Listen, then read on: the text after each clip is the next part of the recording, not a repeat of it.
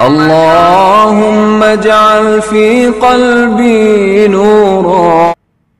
بسم اللہ الرحمن الرحیم. تاریخ اسلامی ہند، ہندوستان کی عظیم تاریخ کا مکمل خاکہ. مغلیہ سلطنت کے عروج و زوال کی مکمل تاریخ. جلال الدین محمد اکبر کا دور حکومت. ایپیسوڈ 33. جس زمانے میں اکبر اپنی سلطنت مضبوط کر رہا تھا اور شمال مغربی سرحد کے دفاعی انتظامات کو ایک مستقل شکل دے رہا تھا، اس وقت بھی وہ دکن میں واقع ہونے والے سیاسی اور مذہبی واقعات سے بے خبر نہ تھا. بظاہر وندھیا کی پہاڑیاں شمال کو جنوب سے جدا کرتی ہیں، لیکن تمدن، تجارت اور سیاست کو بآسانی عبور کر چکی تھیں. مدون تاریخ کے قدیم ترین دور سے ہندوستان کے یہ دونوں حصے اپنی سیاسی تنظیموں میں اختلافات کے باوجود آپس میں روابط اور تعلقات بڑھاتے رہے. شہنشاہی حکومتوں کا اثر تو ایک طرف رہا، صوبہ جاتی حکومتیں بھی تاریخ ہند کے دور کے ماقبل اور مابعد علیحدگی پسندانہ سیاست کو بروئے کار نہ لا سکیں. گجرات، مالوا اور اڑیسہ کی ریاستیں ہمیشہ جنوبی ہند کی سیاست کے بھور میں پھنسی رہیں.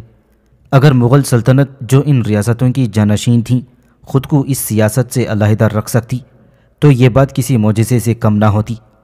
مختلف قسم کے مسائل اٹھ کھڑے ہوتے جن کا تعلق ریاستوں کی حد بندی، اثر و رسوخ، تجارت، لوگوں کی مہارت، مذہبی سیاست اور دوسرے امور سے ہوتا اور ان کو ازسر نو حل کرنا پڑتا. ایسا معلوم ہوتا ہے کہ شمال کی قسمت جنوب سے وابستہ رہی ہے، اور ممکن ہے کہ یہی وجہ ہو کہ قدرت نے ہندوستان کو ایک مضبوط اکائی شکل میں بنایا ہے. ان دو منطقوں کے تعلقات کا معمہ محض انہی خطوط کی رہنمائی سے حل ہو سکتا ہے جو قدرت نے مقرر کر دی ہیں، اور اس میں کسی زمانے کے سیاسی حالات کی خصوصیات کو کوئی دخل نہیں ہو سکتا. 15ویں صدی کے اختتام کے ساتھ ہی بہمنی خاندان کے زوال کا آغاز ہوا اور ہندوستان کے جنوبی ساحل پر پرتگالیوں کی آمد شروع ہو گئی تھی. بابر کو بہمنی خاندان کے تجدید استحکام کی دعوت دی گئی تھی، لیکن بابر اسے انجام نہ دے سکا. ہمایون اور شیر شاہ بلا شبہ اپنے اپنے ڈھنگ سے دکن میں ہونے والے واقعات کی طرف متوجہ رہی، لیکن انہیں حالات نے اتنی مہلت نہ دی کہ وہ دکن کے معاملات میں کوئی عملی حصہ لیتے. یہاں تک کہ اکبر بھی اس وقت تک علیحدہ ہی رہا جب تک کہ گجرات فتح نہ ہو گیا. مالوا اور گجرات کی فتح کے بعد ہی اکبر نے دکن کی سیاست میں عملی دلچسپی لینا شروع کر دیا تھا. 1580 عیسوی میں وجے نگر اور بیجاپور کی حکومتوں نے مل کر حکومت احمد نگر کو شکست دی، جو اس وقت ایک طاقتور ریاست تھی، اور اس پر بہت ہی شرمناک شرائط عائد کر دی گئیں. اکبر نے 1581 عیسوی میں مالوا کو اپنی سلطنت میں شامل کر لیا تھا. اسے وجے نگر کی بڑھتی ہوئی طاقت پر، جو کہ اس کی سلطنت کی سرحدوں سے بہت قریب آ چکی تھیں، تشویش پیدا ہوئی، اور اکبر کی خوش قسمتی سے ایک طرف تو وجے نگر کی قسمت پر تالی کوٹا کے مقام پر مہر ثبت ہو گئی تھی، اور دوسری طرف اس کی طاقت راجپوتانہ میں بہت بڑھ گئی تھی. اکبر نے، جس کے قبضے میں راجپوتانہ اور مالوا دونوں آ چکے تھے، 1572 عیسوی میں آسانی کے ساتھ گجرات پر فتح حاصل کر لی تھی. گجرات کے تعلقات خاندیش کے ساتھ اتنے قریبی تھے کہ خاندیش کے حاکم محمد شاہ دوم نے گجرات پر اپنا حق جما دیا. 1582 عیسوی میں جب پیر محمد خاندیش کے علاقے میں داخل ہوا، جہاں پر مالوا کا سابق حکمران باز بہادر پناہ گزین تھا، تو محمد شاہ کی مغلوں سے جھپٹ ہو گئی، لیکن یہ مہم ناکام رہی. 1576 عیسوی میں جب احمد نگر کی ریاست میں بیرار کا علاقہ شامل کر لیا گیا تھا تو خاندیش کے حکمران کو تشویش ہوئی. ممکن ہے بیجاپور اور گولکنڈہ والوں نے بھی اکبر کی توجہ اس طرف مبذول کرائی ہو. خاندیش کا حاکم محمد شاہ دوم بیرار کی حکومت کے ایک مدعی کی مدد کے لیے روانہ ہوا، لیکن شکست کھائی اور برہان پور کو لوٹ لیا گیا اور اسیر گڑھ کا محاصرہ کر لیا گیا. مرتضیٰ نظام شاہ کی فوج مغلوں کی سرحد کے قریب پہنچ گئی. اس کی نقل و حرکت سے اکبر قطعی بے خبر نہ تھا. پھر 1577 عیسوی میں اکبر دریائے نرمدا کے کنارے خیمہ زن ہوا، جبکہ نظام شاہ کی افواج بیدر کی سرحد پر تعینات ہو گئیں. احمد نگر کی فوج کے افسروں میں سے ایک افسر مظفر حسین مرزا بھی تھا، جو کہ مغل سلطنت کا مفرور باغی تھا. نظام کے عمرا نے اسے یہ عاقلانہ مشورہ دیا کہ مرزا کو وہاں سے ہٹا دیا جائے اور اس طرح سے شہنشاہ کی تشویش کو ختم کر دیا جائے۔ لیکن حالات میں اتنا تناؤ پیدا ہو گیا کہ خاندیش کے حاکم محمد شاہ نے بھی ایک مضبوط فوج نظام کے ہاتھ مستحکم کرنے کے لیے دولت آباد روانہ کر دی۔ چونکہ ابھی اکبر کے دماغ میں دوسری تجاویز زیر غور تھیں، اس لیے اس نے دکن کی ریاستوں کے فوجی مظاہرات سے چشم پوشی اختیار کی اور اپنا پڑاؤ اٹھا کر شمال کو واپس چلا گیا۔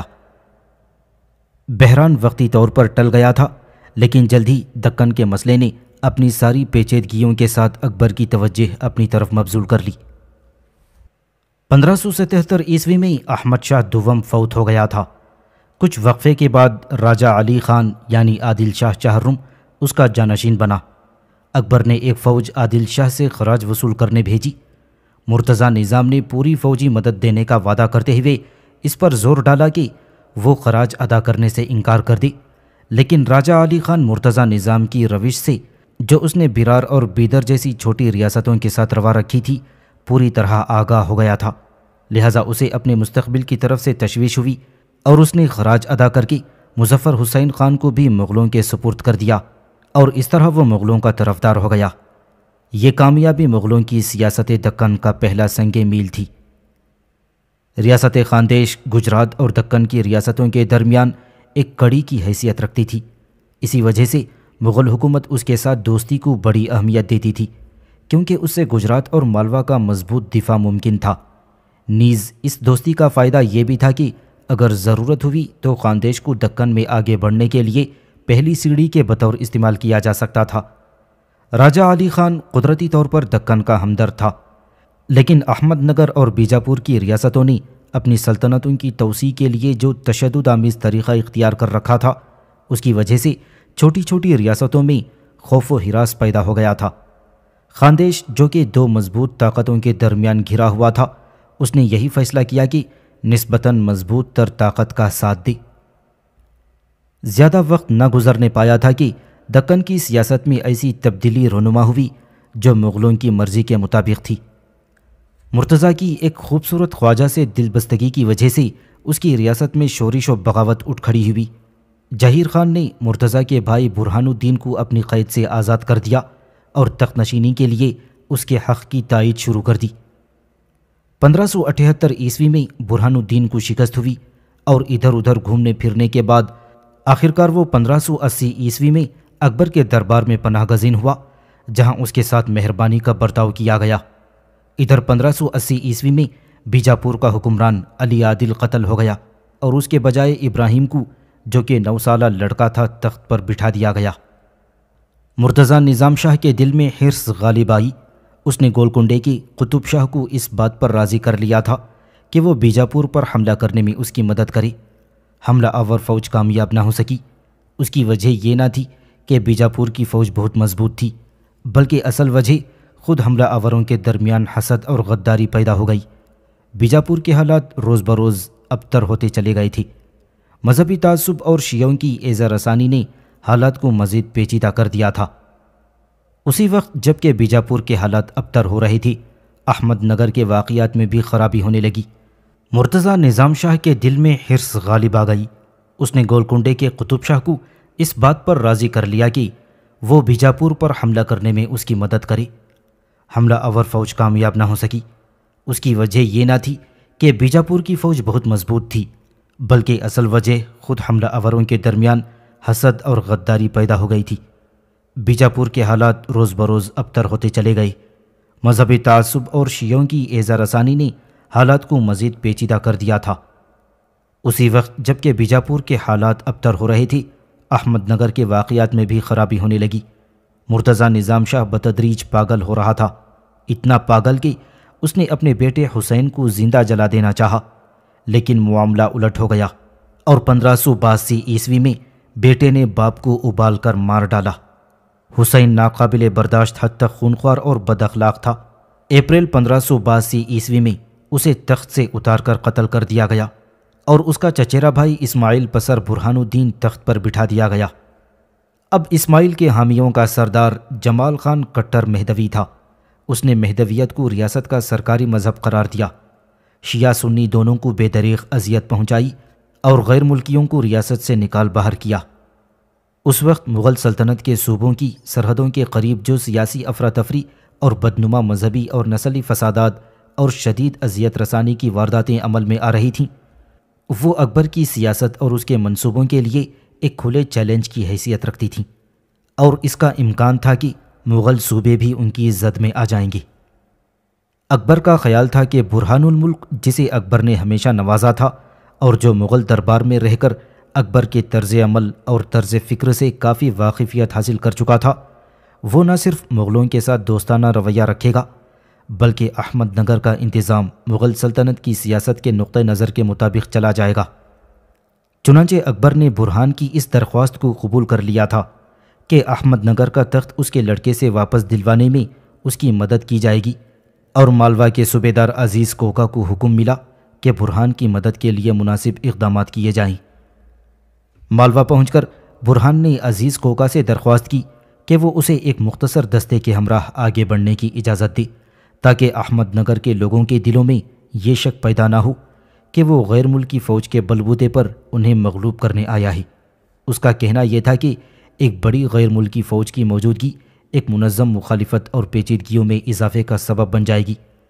عزیز نے یہ تجویز مان لی اور آگے نہ بڑھا۔ برہان الملک ویرار یعنی ویرار میں داخل ہوا، لیکن بجائے اس کے کہ لوگ اس کا استقبال کرتے، اسے سخت مخالفت کا سامنا کرنا پڑا۔ وہ ناکام ہو کر راجہ علی خان کی طرف مدد کے لیے بھاگا۔ راجہ علی خان نے پہلے ہی بیجاپور کے حکمران کو احمد نگر پر چڑھائی کرنے کے لیے راضی کر لیا تھا۔ اب احمد نگر کی فوج کا سپہ سالار جمال خان بیجاپور کی فوج پر ٹوٹ پڑا اور اسے شکست دے دی گئی۔ اب وہ خاندیش کی طرف بڑھا، لیکن مئی 1591 عیسوی میں روشن کھیدا کے مقام پر شکست کھائی اور قتل ہو گیا۔ اب برہان احمد نگر کے تخت پر برہان نظام شاہ کا لقب اختیار کر کے بیٹھ گیا۔ اب احمد نگر میں شیعوں نے ظلم و تشدد کا بازار از سر نو گرم کر دیا، اور اس مرتبہ مہدویوں کو سخت ایذائیں پہنچائی گئیں۔ چونکہ برہان کو خاندیش کے حکمران کی مدد سے تخت ملا تھا اور اس میں مغلوں کا کوئی براہ راست دخل نہ تھا، لہٰذا وہ خود کو کسی طرح اکبر کا ممنون احسان نہ سمجھتا تھا۔ چنانچہ اس نے اکبر اور اس کے سیاست کو نظر انداز کرتے ہوئے آزادی کے ساتھ حکومت شروع کر دی۔ برہان کی تخت نشینی سے دکن کے حالات یا خود اس کی حکومت کے انتظام میں کوئی تبدیلی نہ آئی۔ اس کے برخلاف برہان عیش و عشرت میں اس حد تک غرق ہو گیا تھا کہ امراء کی بیویوں اور لڑکیوں کی عزت بھی محفوظ نہ تھی۔ پرتگالیوں سے شکست کھانے کے بعد بھی ابراہیم عادل شاہ کے چھوٹے بھائی اسماعیل کی حمایت میں حکومت بیجاپور سے نبرد آزما ہو گیا تھا، اور اس دفعہ بھی اسے شکست کا منہ دیکھنا پڑا۔ اس کی شکست نے مہدویوں کو ترغیب دی کہ اسے تخت سے اتار کر اور غیر ملکیوں کو قتل کرنے کا منصوبہ بنائی۔ اگرچہ باغیوں کو شکست ہوئی تھی، مگر ریاست میں ہیجان باقی رہا۔ برہان الدین اپریل 1595 عیسوی میں فوت ہو گیا۔ راجہ علی خان کا رویہ پوری طرح واضح نہ تھا۔ اس نے 1595 عیسوی میں جو روش اختیار کی تھی، اس سے یہ نتیجہ اخذ ہوا کہ وہ بحران کے وقت غداری بھی کر سکتا ہے۔ برہان نظام کی مدد کے سلسلے میں اس نے جو طرز اختیار کیا تھا، اس کی وجہ سے اس کے دل میں آسانی سے یہ مغرورانہ احساس پیدا ہو سکتا تھا کہ وہ بادشاہ گر ہے۔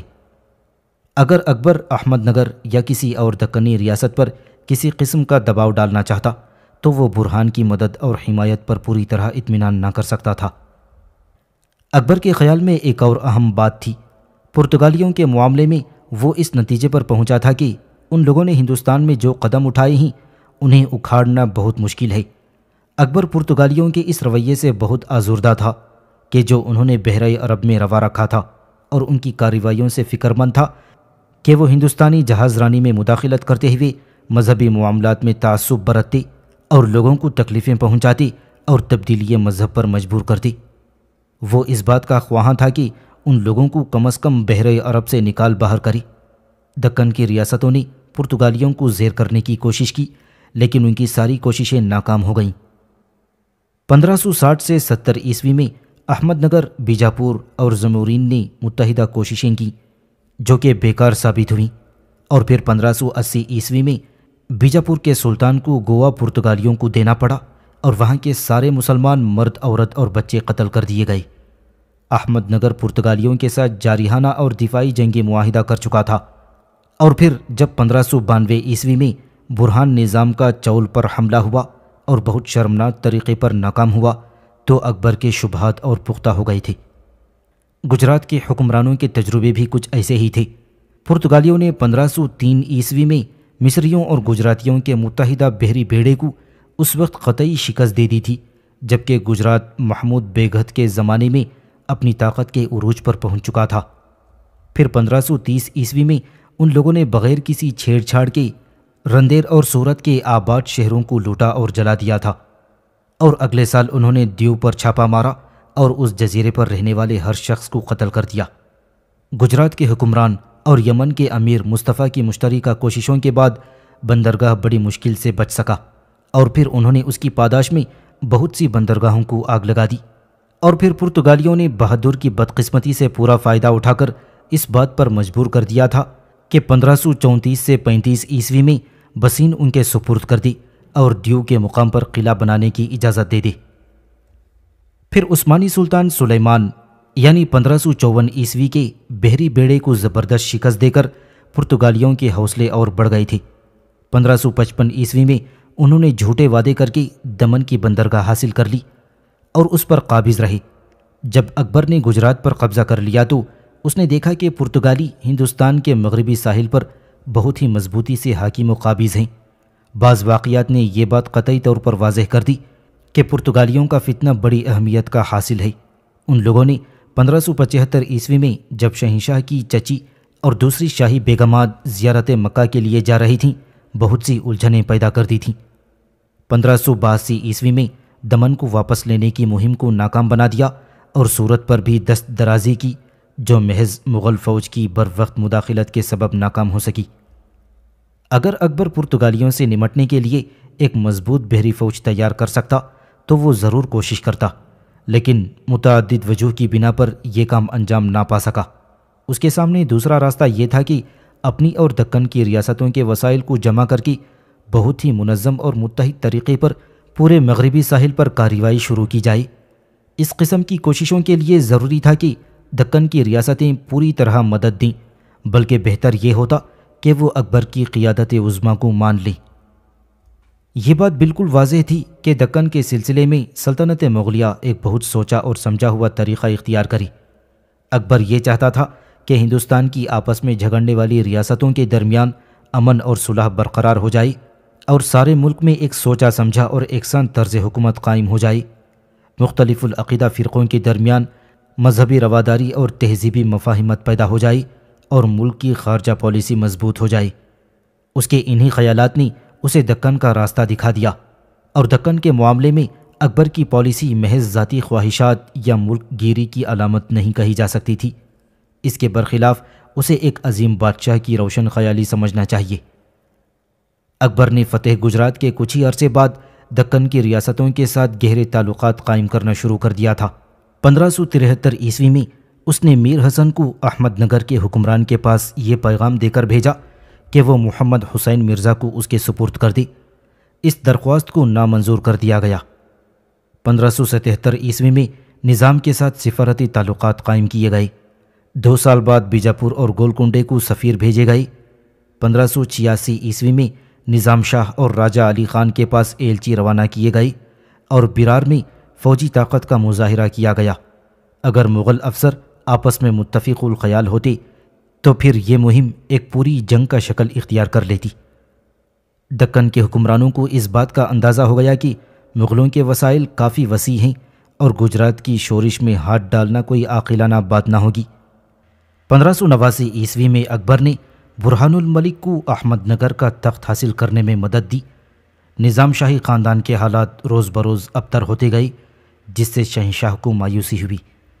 چنانچہ 1591 عیسوی میں اکبر نے فیضی کو راجہ علی خان کے پاس یہ پیغام دے کر بھیجا کہ وہ اپنی غیر قابل اعتماد پالیسی کے نتائج سے خبردار رہے۔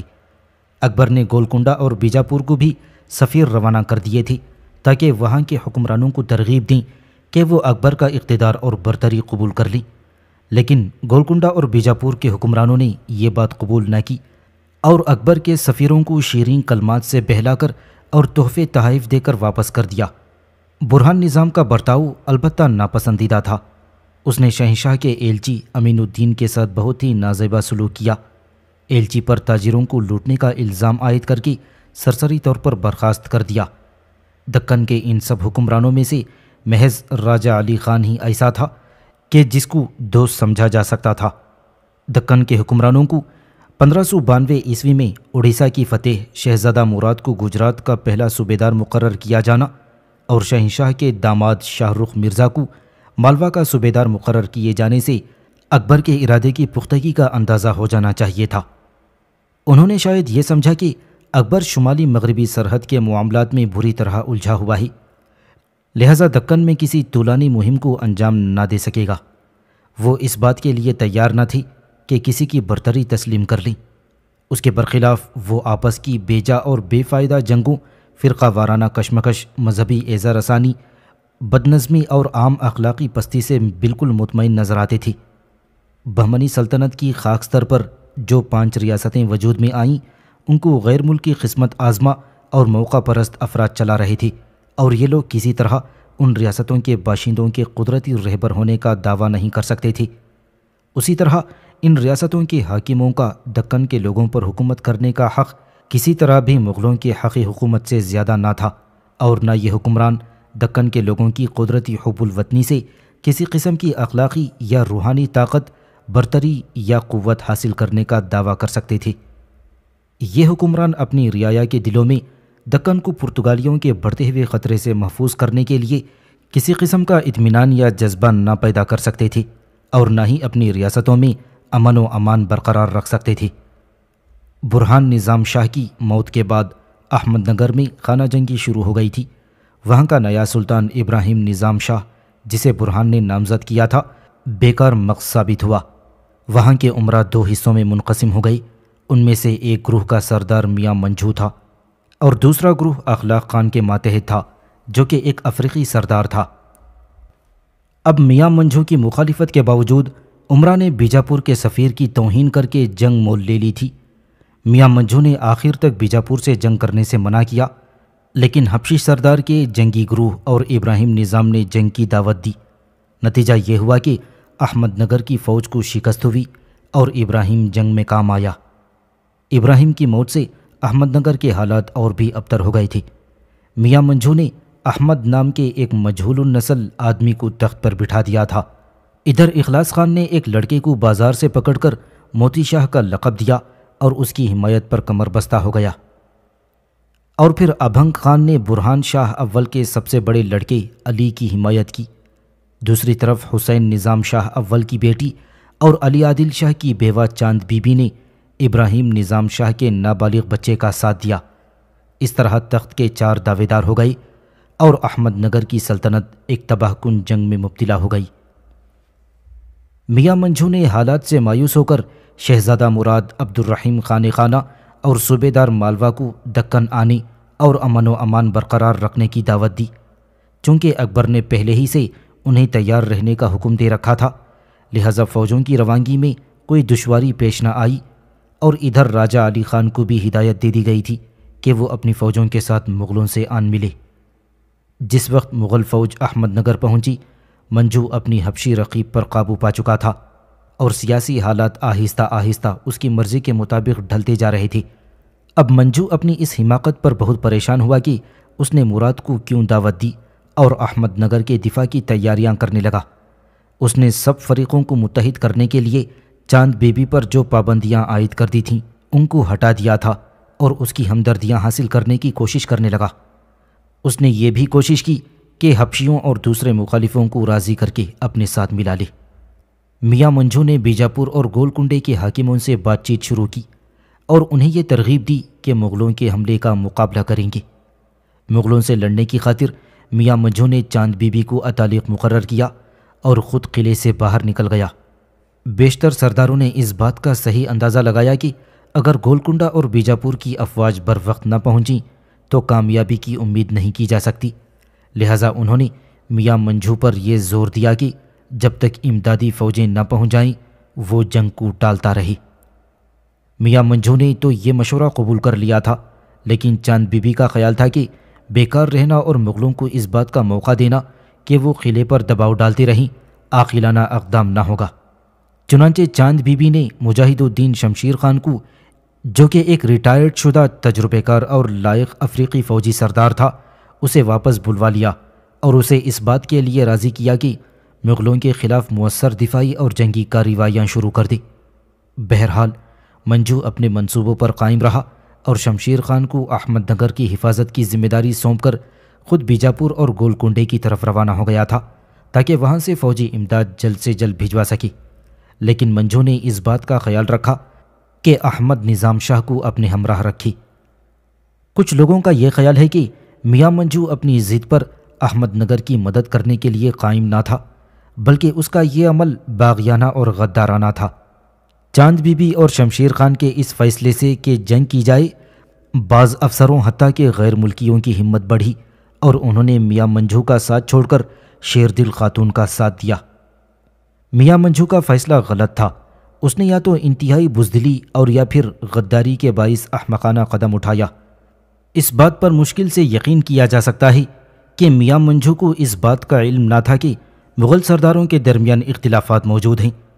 اگر وہ ان کے اختلافات کا فائدہ اٹھاتا اور پورے جوش و خروش سے چاند بی بی کا ساتھ دیتا تو مغلوں کو سخت مشکلات کا سامنا کرنا پڑتا۔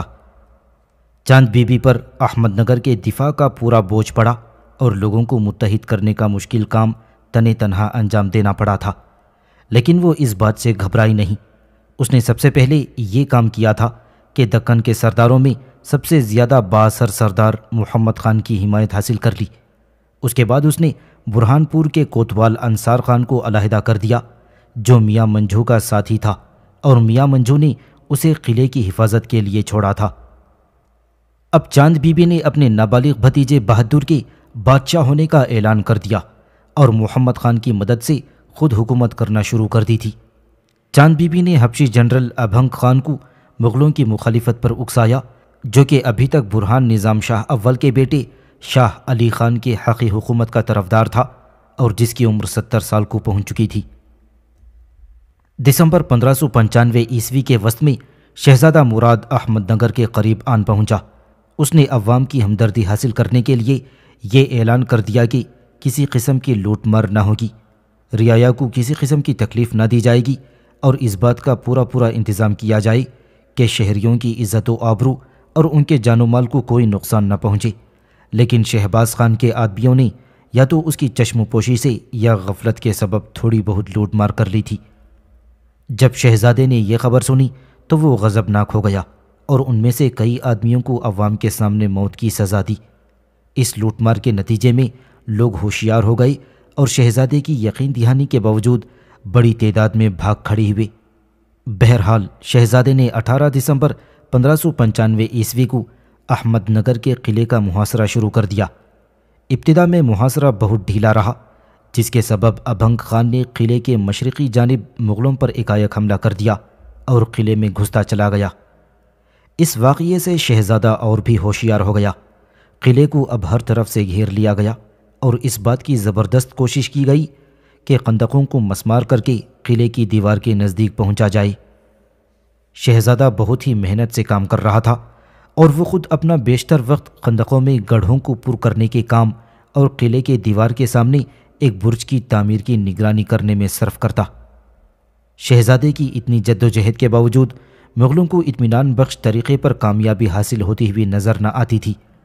ساتھی خان اور شہباز خان کے درمیان جو حسد اور رقابت موجود تھی، اس کی وجہ سے مغلوں میں نفاق پیدا ہو گیا اور مغل افسروں میں پھوٹ پڑ گئی۔ قلعے کی فتح میں جتنی دیر ہوتی جا رہی تھی، اتنی ہی احمد نگر کے حامیوں کو متحد ہونے اور ضروری کارروائی کرنے کا موقع ملتا جا رہا تھا۔ ادھر سردار ڈینکو جی نے دھمکی دی تھی کہ وہ مغلوں کے رسل و رسائل کو گجرات کے ساتھ منقطع کر دے۔ سید راجہ، جس کو ڈینکو جی سے جنگ کرنے کے لیے بھیجا گیا تھا، دشمن سے جو تعداد میں بہت زیادہ تھی، کامیابی سے مقابلہ نہ کر سکا اور مارا گیا تھا۔ چند روز کے بعد سعادت خان نامی شخص نے ناگہانی حملہ کیا اور گجرات سے آنے والے ایک بڑے خزانے کو لوٹ لیا، جو سید عالم کی نگرانی میں مغلوں کے لیے سامان رسد اور گولہ بارود لے کر جا رہا تھا۔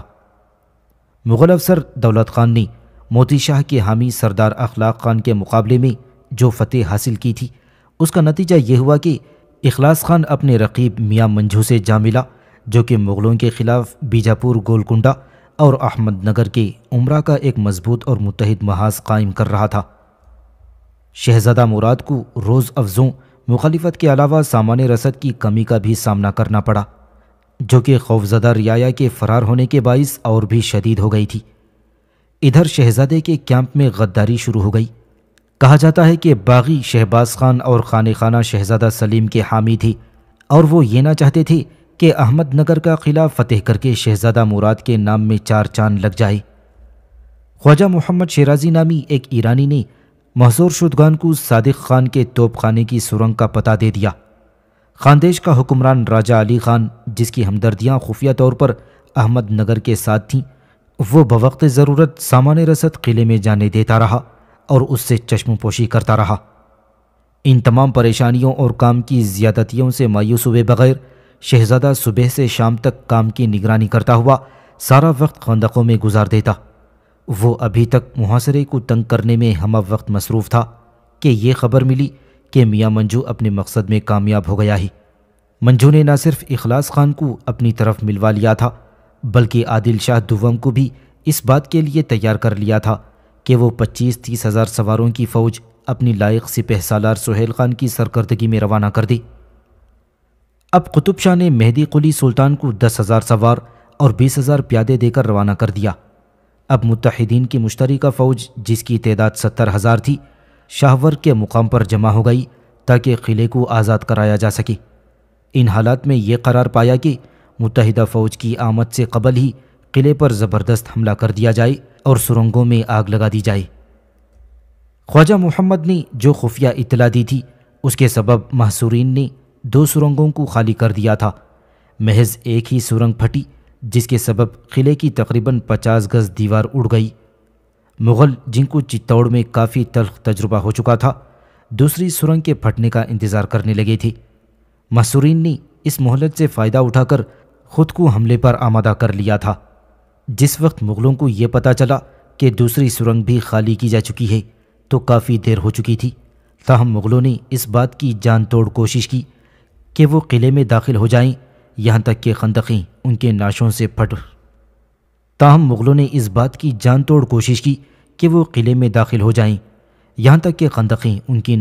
پٹ گئی تھی۔ دوسری طرف سے مخالفین نے بھی ہمت اور بہادری کا مظاہرہ کیا۔ کیونکہ صادق خان کی طرف سے کوئی حملہ نہ ہوا، اس لیے انہوں نے اپنی ساری قوت قلعے کی ٹوٹی ہوئی دیوار کی حفاظت کے لیے وقف کر دی۔ سارے ہی افسر اور سردار، جن میں شمشیر خان، آبھنگ خان اور محمد خان بھی شامل تھے، مغلوں کو اس رکنے سے آگے بڑھنے سے روکنے کے لیے پہنچ گئے تھے۔ لوگوں میں اتنا جوش و خروش تھا کہ جو لوگ لڑنے کے عادی نہ تھے وہ بھی اس وقت وہاں جا پہنچے تھے۔ اسی لمحے بعض غیر ملکی افسروں اور دکن کی ریاستوں کے سفیروں کو، جو کہ اس وقت قلعے میں موجود تھے، یہ بات سوجھی کہ اگر چاند بی بی کو محاذ جنگ پر لایا جائے تو لوگوں میں اور بھی جوش و خروش پیدا ہو جائے گا۔ جب چاند بی بی کے سامنے یہ تجویز رکھی گئی تو وہ فوراً راضی ہو گئی اور چاند بی بی چمکدار زرہ بختر زیب تن کر کے منہ پر نقاب ڈالے، ہاتھ میں ننگی تلوار اٹھائے، ہاتھی پر سوار میدان جنگ میں پہنچ گئی تھی۔ جب سپاہیوں نے ملکہ کو شاہی چتر کے نیچے دیکھا تو ان کی ہمتیں بلند ہو گئیں۔ ملکہ کی موجودگی کی خبر نے بوڑھوں اور لڑکوں میں بھی اس قدر جوش پیدا کر دیا تھا کہ وہ بھی قلعے کی حفاظت کے لیے آن پہنچے تھے۔ اب مغل فوج پر توپ کے گولے، بندوقوں کی گولیوں، دستی بم اور تیر اولوں کی طرح برس رہے تھے۔ اگر دوسرے مغل افسر حملہ آور دستے کی مدد کو پہنچ جاتے تو ممکن تھا مغل کامیاب ہو جاتے، لیکن سرنگوں کے نہ پھٹنے اور قلعے کی فصیلوں سے برسنے والی آگ نے ان کو اپنی پوری کوشش صرف کرنے سے باز رکھا۔ 4 گھنٹے تک گھمسان کی لڑائی جاری رہی۔ حملہ آور فوج کو زبردست نقصان اٹھا کر واپس لوٹنا پڑا۔ چاند سلطانہ ٹوٹی دیوار کی مرمت ہونے تک وہیں موجود رہی۔ شہزادہ مراد کو بہت مایوسی ہوئی، لیکن اس نے ہمت نہ ہاری۔ اگلے روز اس نے اپنی فوج کو پھر صف آرا کر کے خود قیادت کا فیصلہ کیا۔ اس نے خانہ خانہ سے مدد کی درخواست کی، لیکن اس نے بہانہ بازی سے کام لیا۔ شہزادے نے ہمت ہارے بغیر گھوڑے کو ایڑ لگائی۔ جو ہی اس نے کھائی میں اترنا چاہا، اس کے بہی خواہوں نے اس کے گھوڑے کی لگام پکڑ لی۔ وہ گھوڑے پر سے کود پڑا اور احدی دستے کو جو کہ فوج کے بہترین جنگجو اور شاہی محافظتی دستہ سمجھے جاتے تھے حملہ کرنے کا حکم دے دیا تھا۔ کئی مرتبہ پوری طاقت کے ساتھ حملہ کیا گیا، لیکن مخالفین نے، جن کے حوصلے پچھلے روز کی کامیابی کے سبب بڑھ گئے تھے، پھر سے آتش بازی شروع کر دی۔ مغلوں نے جہاں تک ممکن تھا شجاعت و بہادری کا مظاہرہ کیا، طلوع آفتاب سے غروب آفتاب تک لڑتے رہے، لیکن ایسا معلوم ہوتا تھا گویا ان کے وار آہنی دیوار پر لگ رہے ہوں۔ آخر کار مغل فوج بہت زیادہ نقصان اٹھا کر واپس لوٹ گئی۔